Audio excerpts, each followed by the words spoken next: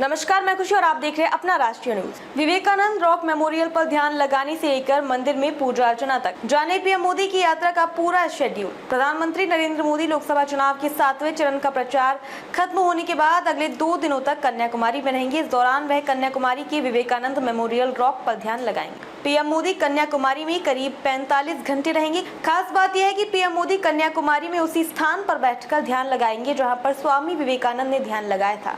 यही वजह है कि इस जगह का नाम स्वामी विवेकानंद की याद में विवेकानंद रॉक मेमोरियल रखा गया है। इस पॉइंट से कुछ ही दूरी पर पूर्वी और पश्चिमी घाट आपस में मिलते हैं। ये वही जगह है कि जहां हिंद महासागर और अरब सागर मिलते हैं। पीएम मोदी की इस यात्रा को लेकर कन्याकुमारी और खासतौर पर विवेकानंद रॉक मेमोरियल के पास सुरक्षा के कड़े इंतजाम किए गए हैं। अभी तक पीएम मोदी के कार्यक्रम को लेकर जो जानकारी बाहर आई है उसके मुताबिक पीएम मोदी आध्यात्मिक प्रवास के लिए 30 मई दोपहर बाद कन्याकुमारी पहुंचेंगे। यहाँ से वह विवेकानंद रॉक मेमोरियल जाएंगे। 30 मई की शाम से 1 जून की शाम तक वह यहाँ के ध्यान मंडपम में ध्यान लगाएंगे।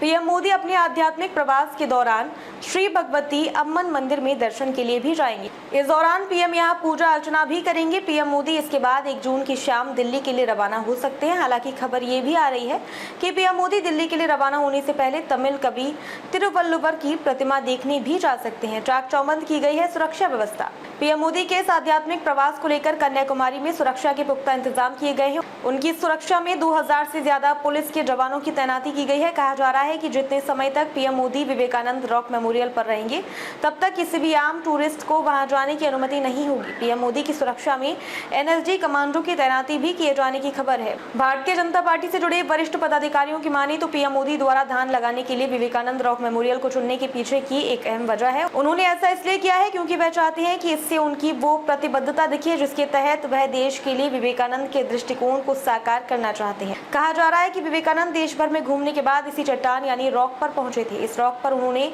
3 दिनों तक ध्यान लगाया और विकसित भारत का सपना देखा था।